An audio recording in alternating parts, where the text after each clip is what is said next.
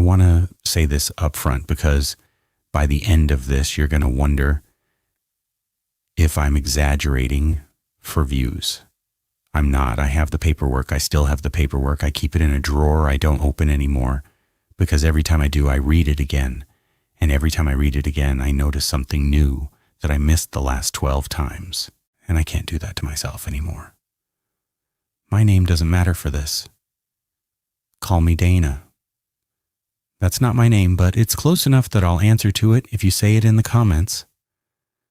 This happened 2 years ago when my great-uncle Walter died and left me his house. I need to explain the family situation first, because it matters later. Walter wasn't close to anyone. He was my grandfather's younger brother, a man who'd lived alone in the same farmhouse outside of town for probably 50 years. I'd met him maybe 4 times in my life. Christmas gatherings when I was a kid, a funeral, that kind of thing. He was polite, quiet, never said much. My mom used to describe him as the uncle who reads. So when the lawyer called me a woman named Patricia Ellery from a small estate firm 2 counties over, I assumed it was a mistake. Walter had a son. Walter had, as far as I knew, a whole other branch of family who'd been much closer to him than we ever were. It made no sense that I'd be the one getting the call, but I wasn't imagining it. Walter had left the house, the 5 acres it sat on, and its full contents to me, specifically, not to his son, not to anyone else. Me. Patricia was careful on the phone. I remember that carefulness now in a way I didn't clock at the time. She said, "The will is very specific about the property, and I'd like to go over the language with you in person before you sign anything or visit the house." I thought that was just lawyer formality, standard stuff. I drove out 2 days later.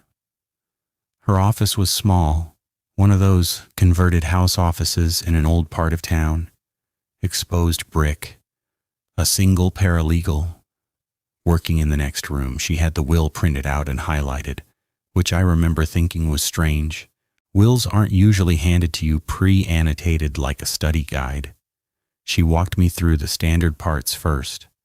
The house, the land, a modest bank account, some farm equipment that was apparently worth more than I expected. All of it unconditionally to me.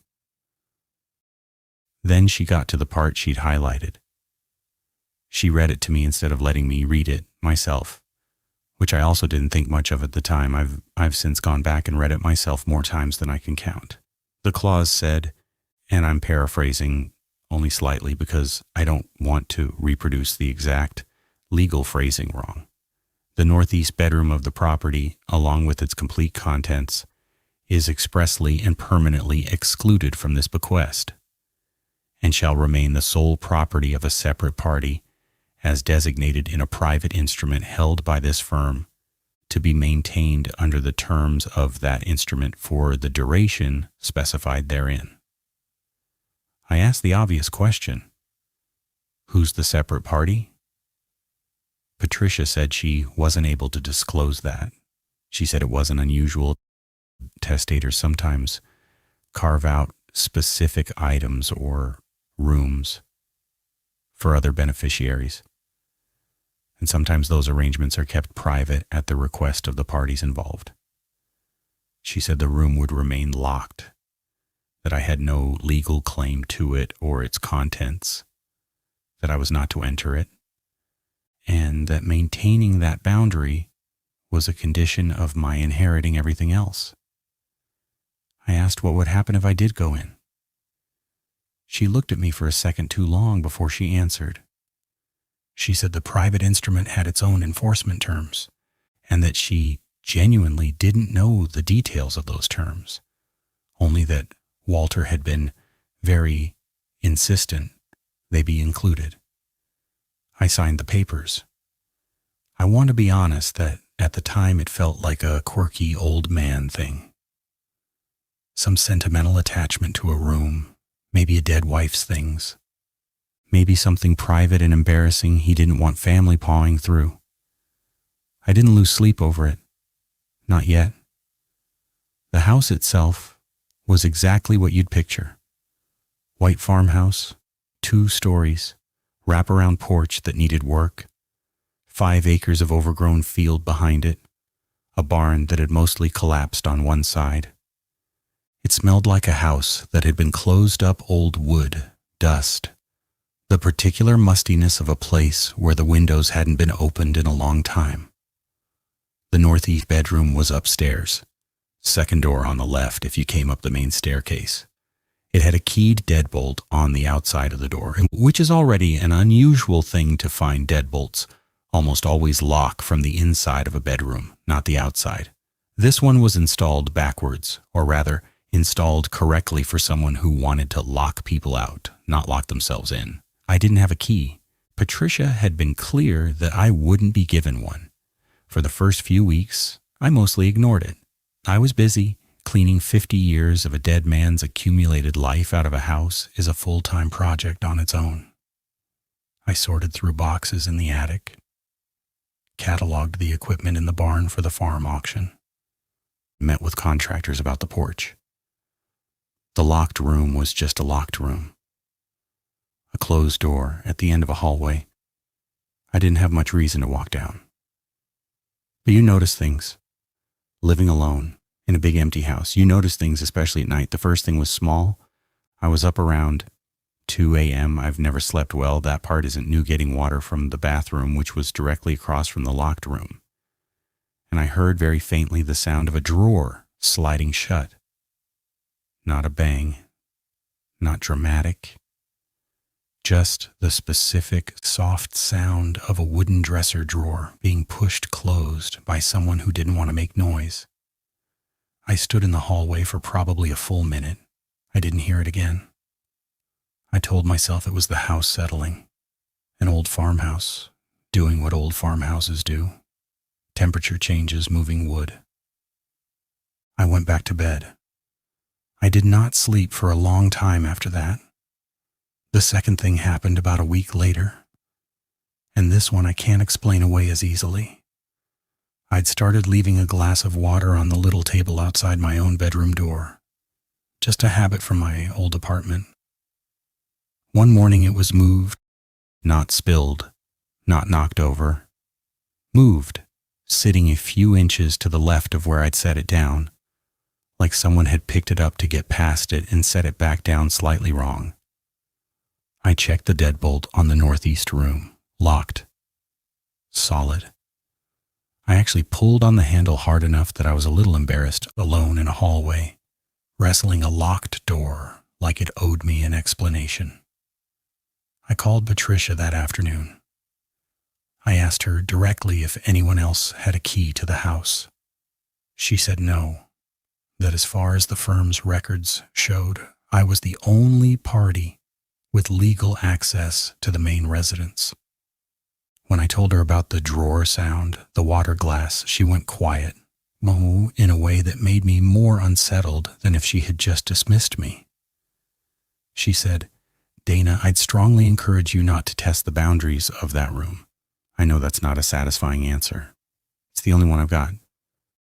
You sure? There was one neighbor within actual walking distance, an older man named Curtis, who'd farmed the land next door for decades and had known Walter for most of his life. I went and introduced myself properly a few weeks in, mostly out of loneliness, if I'm honest, and we got to talking on his porch over coffee. I asked him about Walter, normal stuff, what he was like, whether he had any people who visited. Curtis got a specific look on his face, the look you give when you're deciding how much of the truth to hand someone. He told me Walter used to talk sometimes, late at night, if you caught him at the right moment with a drink in him, about keeping the room right. That was the phrase Curtis remembered, keeping the room right. He said Walter had been doing it for as long as Curtis had known him, going back to sometime in the 80s. Every so often, Curtis estimated once every couple months, a car he didn't recognize would come up the drive late at night, stay maybe an hour, and leave. Walter never explained it, and Curtis, being the kind of neighbor who minds his business, never pushed. I asked if he'd ever seen the car in the last few years, before Walter died. Curtis said the last time he remembered seeing it was maybe 8 months before Walter passed. I did that math a lot over the following weeks. 8 months before he died was roughly a year and a half before I moved in. I told myself that meant whatever this arrangement was, it had probably already ended. That the sounds I was hearing were an old house and an anxious new owner's imagination filling in gaps. I want to tell you I believed myself. I did not. Not fully, not for one single night. I'm going to be honest about something that doesn't reflect great on me. I looked into hiring a locksmith to just open the door.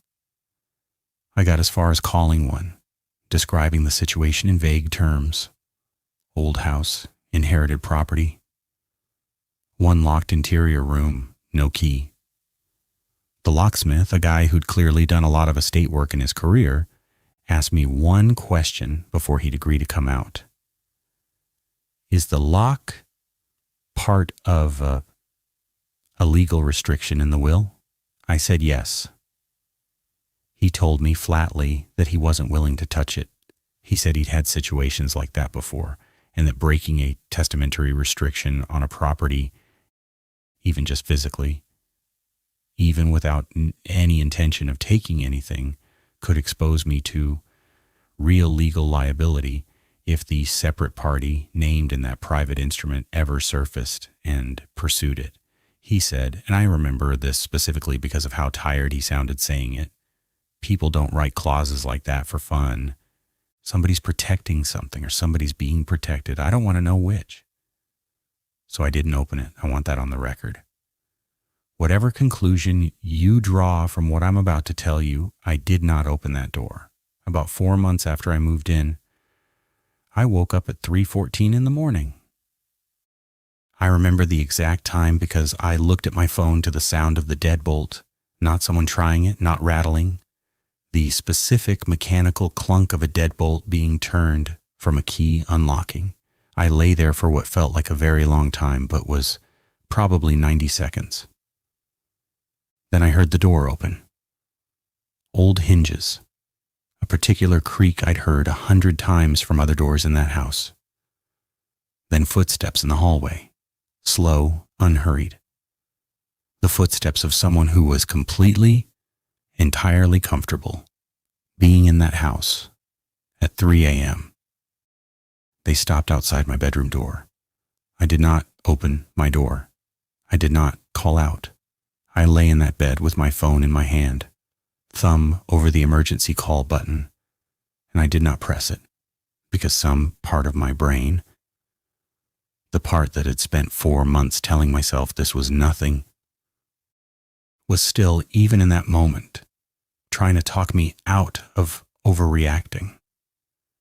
The footsteps stayed there for what my phone's timestamp later told me was almost 4 full minutes.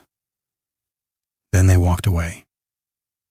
Back down the hall, back into the northeast room, the door closed. The deadbolt turned again, locking. I did not sleep again that night. In the morning, I checked the deadbolt. Locked. Solid. Exactly as it always was. I called Patricia first thing, and this time I didn't get the careful lawyer voice. I got something closer to alarm, which somehow scared me more than the night before had. She asked me to describe exactly what I'd heard, in order, without embellishing. I did. She was quiet for a long moment, and then she said something I still think about constantly. She said the instrument had a duration clause. I need to check the file. I asked her what that meant. She said she'd call me back. She called me back 40 minutes later and told me, with the kind of flat, controlled voice people use when they're trying not to let you hear that they're rattled, that under the terms of the private instrument, the separate party's access rights to the room were set to expire automatically by the document's own language 4 months after the date the property fully transferred to the new owner, meaning me, meaning the expiration had happened 3 days before that night. She said, and this is close to verbatim because I made her repeat it and I wrote it down while she was still on the phone. I don't have an explanation for what you heard. The document doesn't say what happens after the access period ends. It just says the rights terminate. I asked her the only question that mattered to me at that point. I asked if it was safe for me to open the room now, since whatever legal claim existed had expired.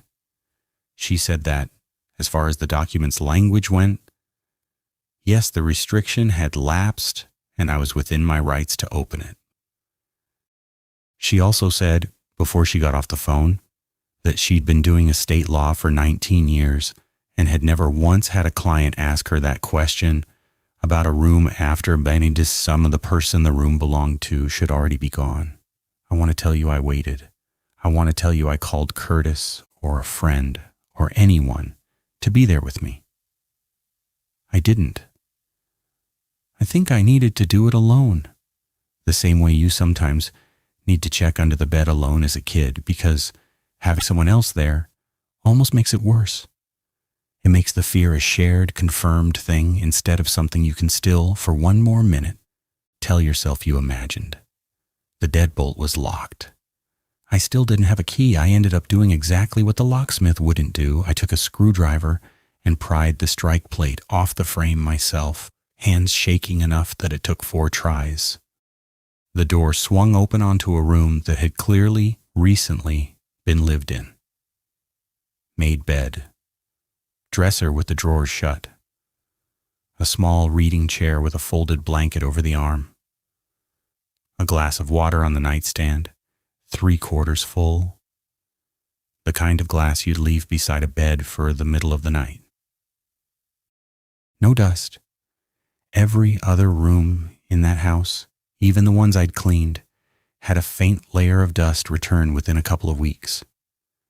This room had none. Not a speck. On the dresser, there was a single framed photograph face down. I turned it over.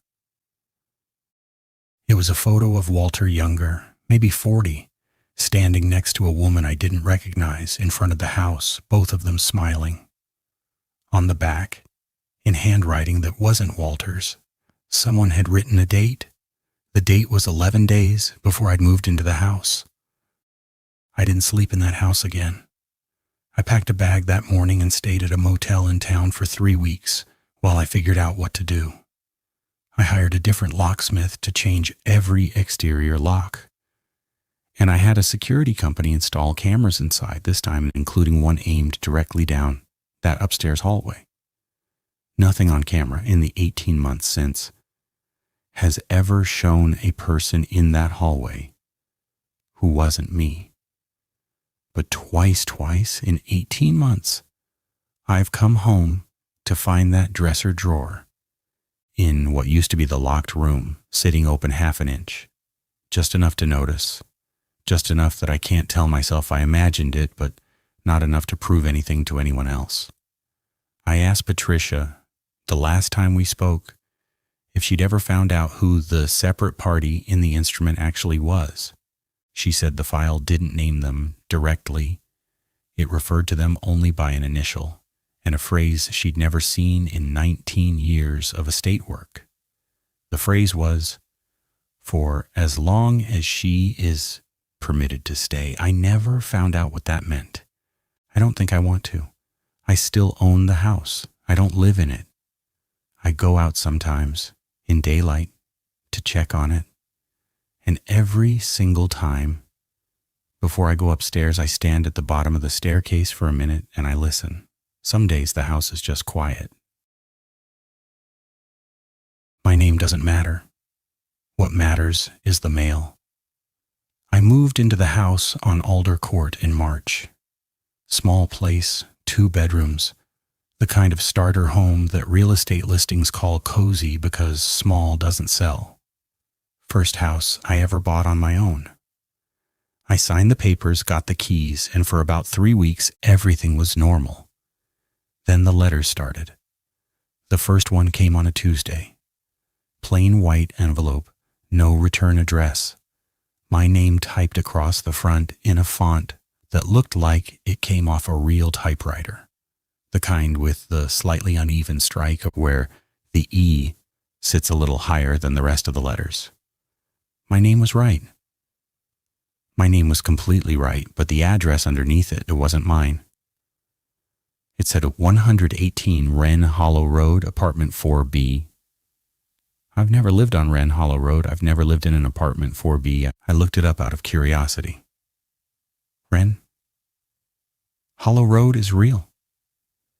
It's about 40 minutes away in a town I have been to exactly once for a dentist appointment 6 years ago. I figured it was a mix-up. Some database somewhere had my name paired with an old address, or a new tenant's mail was getting cross-referenced, whatever. I opened it anyway, because it had my name on it, and something about that felt like permission. Inside was a single sheet of paper, typed, same uneven font. You left the porch light on again? You always leave the porch light on. It's a good habit. Keeps people honest. That was it. No signature, no explanation.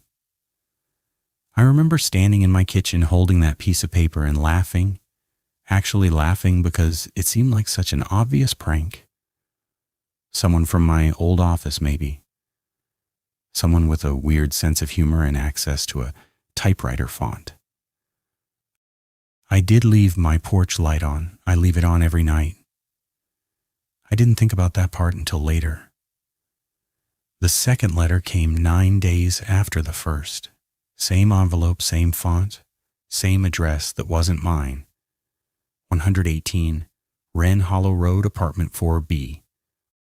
Like the sender genuinely believed that's where I lived, even though the letter was arriving correctly at my actual house. I want to be clear about that because it's the detail that started to bother me. The postal system got it to me. Whatever error was in the address, the delivery itself worked. Somebody's negligence didn't do this. The letter found me.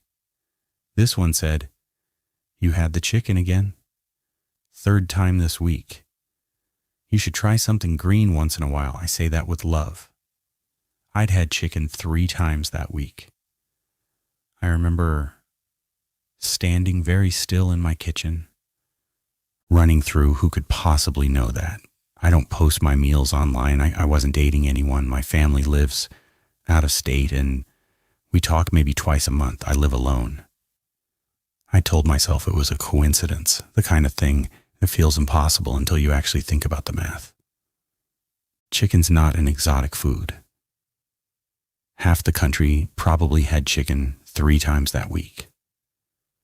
I kept the letters in a kitchen drawer. I don't know why I kept them instead of throwing them away. I think some part of me understood, even then, that I was going to need them later. Evidence has a way of announcing itself before you know what it's evidence of. The 3rd letter is the one that changed things. You've been sleeping with the hallway light on since the Tuesday letter. That's new, I noticed. You don't have to be afraid. I'm not the kind of person who would ever come inside. I read that line probably 30 times. I'm not the kind of person who would ever come inside. Not, I would never hurt you. Not, you're safe. I'm not the kind of person who would ever come inside, which is not a statement about intent. It's a statement about self-image. A person telling you who they believe themselves to be, which is a very different thing from a promise about what they will actually do. I started sleeping with the hallway light on the week after the first letter. That part was true. I hadn't told anyone. I hadn't posted anything. There was no camera in my house. I checked. That same night, every outlet, every smoke detector, every stuffed corner of every room. On my hands and knees, with a phone flashlight until 3 in the morning. Nothing. No wires, no lenses, no hidden anything. I called the police the next morning. A young officer came out, looked at the 3 letters, was polite and mostly useless. No return address, no fingerprints. They were realistically going to pull off paper that 3 people had already handled. No threat explicit enough to open a real case. He told me to keep documenting and call back if anything escalated. He used that word, escalated, like we both already knew that's what this was doing. Slowly, 1 letter at a time. I did some digging on Wren Hollow Road myself.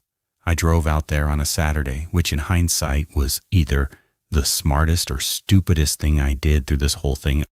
I still go back and forth. 118 Wren Hollow Road is a real apartment building.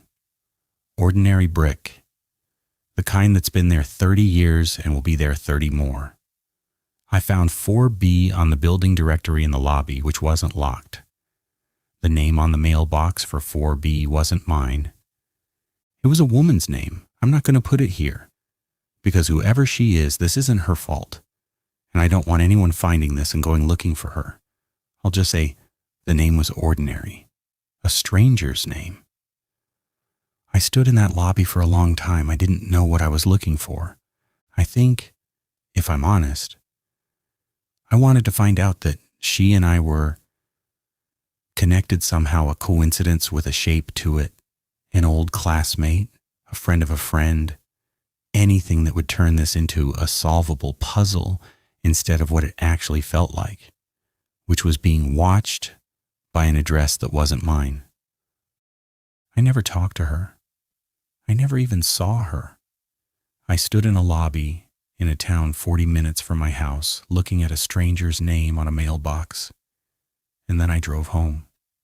Letters 4 through 7 came over the next month, roughly every 8 or 9 days, like clockwork, like someone with a schedule. I'm not going to walk through every one of them, but I'll give you the 2 that mattered most. Letter 5. You've started checking the porch before you go out. Good, you should. I like that you're being careful now. It means you're paying attention. Most people never pay attention until it's too late, and then it usually is. I had started checking the porch. Every single morning before I opened the door, I'd look through the side window first. I never told anyone that. There was no one to tell. Letter 7 was the last one, and it's the one I still think about every night before I fall asleep. Whether I want to or not, I'm not going to write to you anymore after this. Not because I'm finished, because I don't need to write anymore. I know your schedule now. I know when the porch light goes on and when it goes off. I know you check the window every morning at 7:40. I know you stopped having chicken. Good for you. By the way, the green thing helped. I'm proud of you for that. You don't need me watching from the outside anymore because I already know everything the letters were for. Thank you for reading these. It's been nice getting to know you like this. Wren Hollow was never really the address. You were always the address. I just needed you to find that out for yourself. I stopped having chicken 2 days before that letter arrived. I checked the window at 7:40 every single morning. I never told anyone that either. That was the last letter. It's been 4 months. I moved the following spring to a different city, a different state, told almost no one where. I still leave a light on, not the porch light anymore. I don't have a porch. I checked before I signed the lease this time. I still check the window before I open the door. I don't think that's a habit I'll ever fully put down. I never got an explanation. I never learned who wrote them or how they knew what they knew, or whether the woman at 118 Wren Hollow Road, apartment 4B, ever got a single letter meant for her, addressed to some stranger's house, describing some stranger's dinner and some stranger's hallway light. I kept all 7 letters. They're in a drawer in my new kitchen, in the same order, still in their envelopes. I've thought about burning them more times than I can count. I haven't done it. Because if someone that patient, someone willing to write and wait for months, learning a person one careful sentence at a time, ever decides to start again, I want proof that this happened. I want something in my hand that says, this was real and I was not imagining it. And somebody, somewhere, was paying very close attention to a life that was never theirs to watch. The porch light is still on at my old house. I know, because I drove by once, months later, at night, just to check. I don't know who's living there now. I don't know if they've gotten any mail yet. I think about writing them a letter of my own, just to warn them. I haven't decided if that would help, or if it would just mean the address finally has two of us paying attention to it instead of one. I need to start by saying I still have the app on my phone. I haven't deleted it. Not because I want it there, because I'm scared of what happens if I do. My name doesn't matter. What matters is what happened on a Tuesday night in March, when I opened an app to book 3 hours of childcare and let a stranger into my house who already knew my son's name before I told her. This isn't a ghost story. There's nothing supernatural here. What scares me isn't something that can't be explained. It's something that can, and that's worse. I want you to understand how normal this was, how boring. Because that's the part that still gets me. My name is Rachel. I was 34, recently separated, working late shifts at a regional hospital as a charge nurse. My son, Milo, was 5. Most nights my sister covered him. That Tuesday she had the flu. I did what every working parent does now. I opened a sitter app, I'll call it what it was branded as, Nest Care, typed in my zip code and scrolled through profiles. Verified badges, background check icons, star ratings, little green dots that said available now. I picked a woman named Priya, 26, 4.9 stars, 211 completed bookings, background check cleared 18 months prior. Her photo showed her at a park laughing, holding a juice box out toward the camera like she was mid-conversation with a kid. She looked exactly like the kind of person you'd trust with your 5-year-old on a Tuesday night when you had no other options. I booked her for 6 p.m. to 9 p.m. The app sent a confirmation. A photo of her ID. A little blue check mark that said identity verified. I did not think about that check mark again until much later, when it stopped meaning anything to me at all. At 5:52 p.m., the doorbell rang. I want to be precise here, because precision is the only thing that's kept me sane about this. The woman on my porch was not Priya. She was maybe 40. Dark blonde hair pulled back tight. Same general build, same general harmless suburban woman energy the photo had if you were glancing at her through a peephole in a hurry, distracted, running 15 minutes behind for a shift.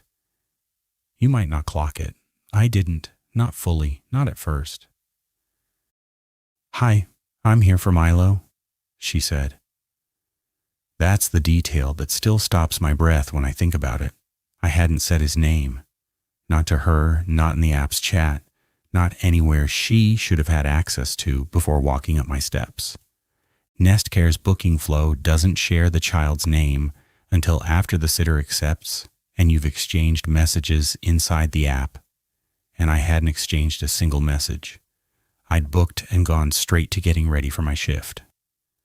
I asked her, kind of laughing, confused, "Sorry, are you Priya?" She said yes. Said the app sometimes glitches on photos. Said she'd just gotten her hair done. Said something about a profile picture from 2 years ago. All plausible. All the kind of thing you accept when you're 40 minutes from a 12-hour shift and your kid is standing behind you in his socks, asking if his sitter is here yet. She knew Milo's room was upstairs, second door on the left, before I'd shown her the house. She said it like she was confirming, not asking. He's upstairs, second door, right? I remember laughing again, this nervous kind of laugh, and saying something like, "Have you been here before?" And she just smiled and said the app shows a floor plan sometimes for houses that have had sitters before. I want you to sit with that answer for a second the way I didn't that night, because I was late for work, because I needed this to be fine. I left. I called at 7:30 on my first break. She answered on the second ring, said Milo was watching a show, said everything was great. I heard him in the background. I heard his voice. That's important. I heard my son's actual voice, safe, normal, asking her something about snacks.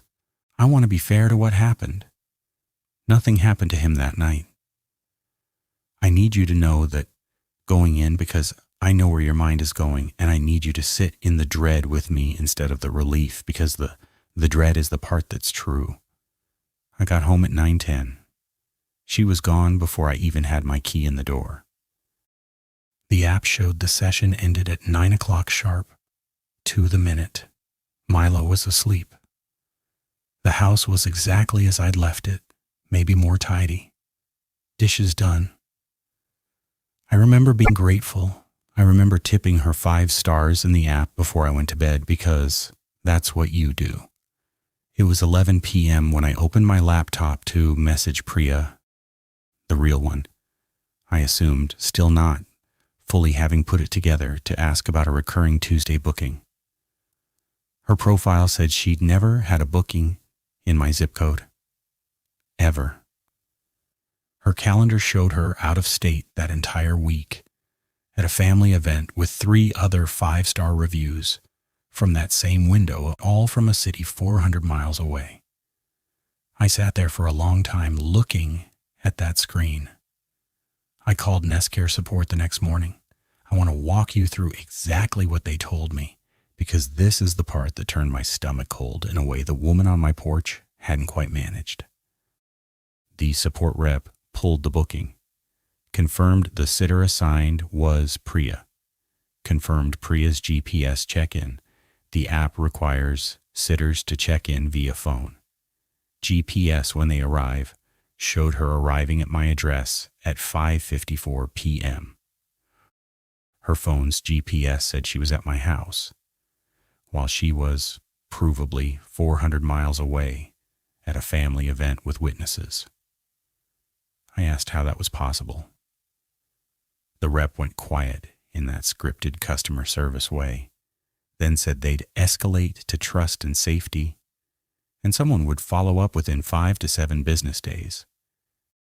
I did my own digging that night instead of waiting.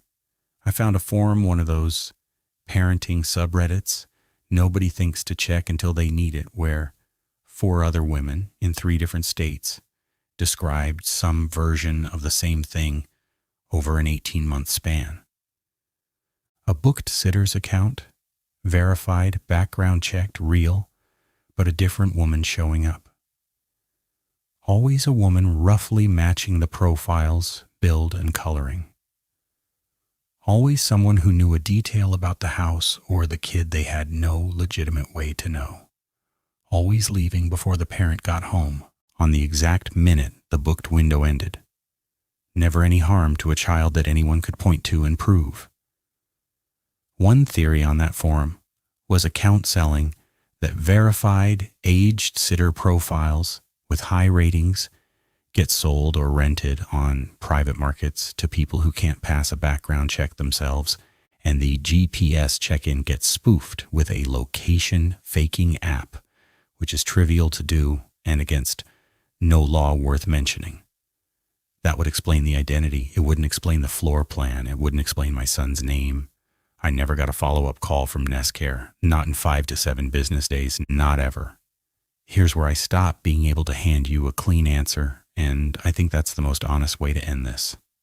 2 weeks later, checking my banking app for something unrelated, I noticed a decline charge attempt, $3 and something.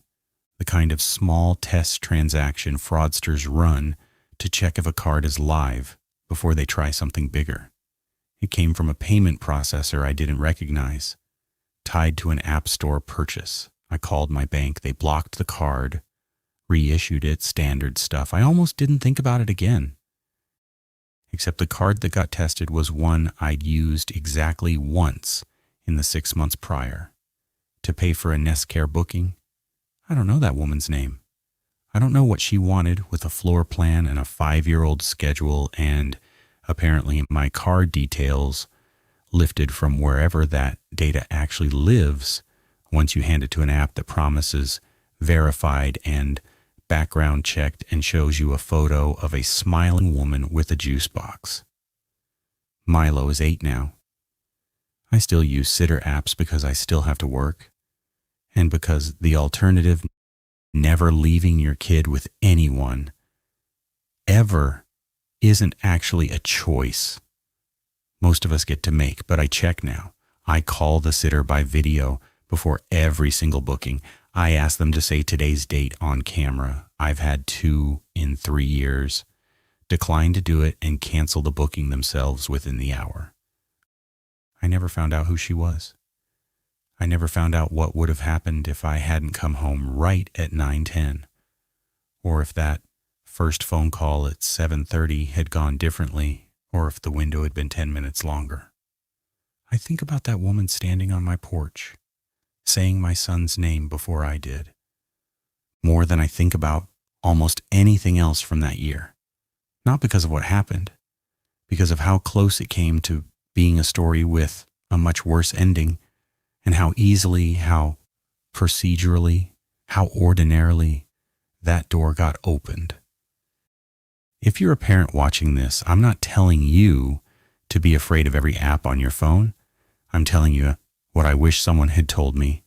A green check mark isn't a person. A star rating isn't a background check you ran yourself. Ask the question that feels rude. Make the call that feels paranoid. The 5 minutes it costs you is nothing compared to what I almost lost on a Tuesday I was only trying to survive. If this one got under your skin, subscribe. I've got more stories like this coming. The kind that don't need a monster in the dark, because the scariest thing in this one was standing in daylight on my own front porch, smiling, saying a name she was never supposed to know.